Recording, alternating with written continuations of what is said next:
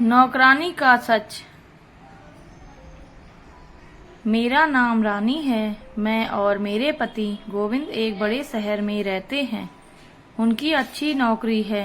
शादी के बाद मैं गोविंद के साथ ही उनके फ्लैट में रह आ गई थी। वह यहाँ करीब 1 साल से रहते थे। वह सुबह काम पर चले जाते थे। मैं घर में अकेले रहती थी। शादी के पहले से ही मुझे घर के कामों में कोई दिलचस्पी नहीं थी। मैंने घर के कामों के लिए एक नौकरानी रखी। उसे मेरी बिल्डिंग में काम करने वाले से पता चला था कि मुझे नौकरानी की जरूरत है। उसने अपना नाम सुमन बताया। दिखने में सुंदर थी। वह हमारे बिल्डिंग के पास ही बस्ती में ही रहती थी। वह जब मुझसे बात करने आई तो मैंने उसे रख लिया और अगले दिन से काम पर बुला लिया। अगले दिन सुबह सुबह ही वह मेरे दरवाजे पर आ गई। गोविंद के ऑफिस का टाइम सुबह 9 बजे का है। वह रसोई घर में अपना काम कर रही थी। गोविंद ऑफिस के लिए तैयार होकर बाहर नाश्ता करने के लिए आए। आते ही उन्होंने सुमन को देखा। सुमन को देखते ही वह किसी सोच में पड़ गए। उनका चेहरा ही बदल गया। सुमन उन्हें कुछ देर तक ऐसे ही देखती रही। फिर अचानक उसकी नजर मुझ पर पड़ी। जब उसे दिखाई दिया कि मैं उसे देख रही हूँ तो झटपट वह फिर अपने कामों में लग गई। गोविंद के साथ भी ऐसा था। गोविंद और सुमन जिस तरह से एक दूसरे को देख रहे थे उससे ऐसा लग रहा था कि यह दोनों की पहली मुलाकात नहीं है। मैं गोविंद से पूछा कि क्या तुम इसे जानते हो? वह बोले कि हाँ, देखी देखी सी लग रही है। शायद यहीं बिल्डिंग में काम करती होगी। आते जाते देखा होगा। मैंने भी सोचा हाँ, हो सकता है। उनके जाने के बाद मैं सुमन से बात की। पूछा कि पहले इस बिल्डिंग में कहाँ काम किया है?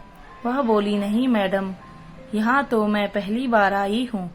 सुमन फिर मुझसे पूछती है, मैडम यह आपके पति हैं? मैंने बोला हाँ, क्यों, क्या हुआ? वह बोली नहीं मैडम, कुछ नहीं, बस ऐसे ही पूछ लिया।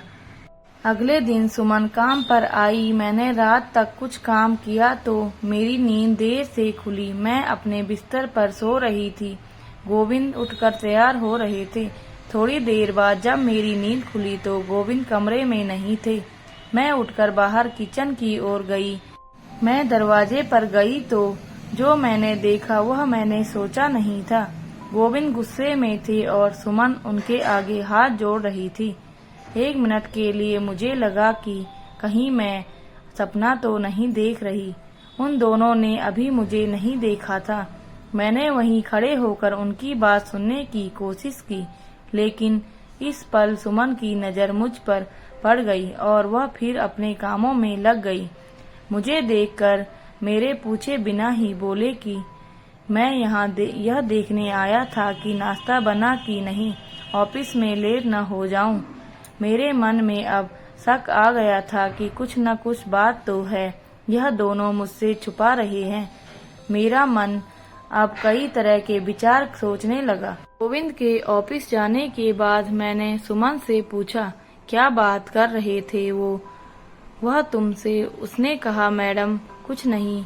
उसने भी मुझे कुछ नहीं बताया। मैंने सोचा कि उसे नौकरी से निकाल देती हूँ, लेकिन फिर मैंने सोचा कि अभी उसे निकाल दूंगी तो पता कैसे चलेगा कि बात क्या है। मैं दिन भर यह सोचती रही, सो रही थी कि उनसे सीधे सीधे पूछ लेती हूँ। शाम को वह घर आए। हम बैठकर एक साथ खाना खा रहे थे। सुमन किचन में खाना बना रही थी। मैंने ऐसे ही कहा कि दाल में नमक ज्यादा डाल दिया है। कैसा खाना बनाया है? राजेश सुमन के सामने ही कहने लगे, नहीं ठीक है, अच्छा है, ऐसा ही खाना बनाती रहना। मेरे पति यह क्या कह रहे हैं? एक नौकरानी की इतनी तरफदारी। रात मैंने फिर सोचा कि उनसे पूछूं, लेकिन मुझे पता था कि वह फिर यही कहेंगे कि कुछ नहीं। रात ही मैंने सुबह के बारे में सोच लिया था कि मुझे क्या करना है। मैं सुबह फिर बिस्तर पर आंख बंद कर लेटी रही। गोविंद उठकर तैयार हो रहे थे। मुझे लगा था कि आज भी शायद यह किचन में जाएंगे, और वैसा ही हुआ। वह किचन में गए। मैं भी चुपके से उनके पीछे गई, यह देखने की आज गोविंद क्या करने वाले हैं। गोविंद ने आज भी कुछ किया। आज गोविंद सुबह सुमन को पैसे दे रहे थे। मेरे घर में यह क्या हो रहा था? 3 दिन से इस नौकरानी ने मेरे पति पर ऐसा क्या जादू चला दिया? मैं भी सोच लिया कि मुझे क्या करना था। उसे शाम गोविंद घर आए। घर आने के बाद उन्होंने कहा कि सुमन को बोलो कि चाय बना दे। मैंने कहा कि चाय मैं बना देती हूँ। वह बोले कि क्यों वह नहीं आई।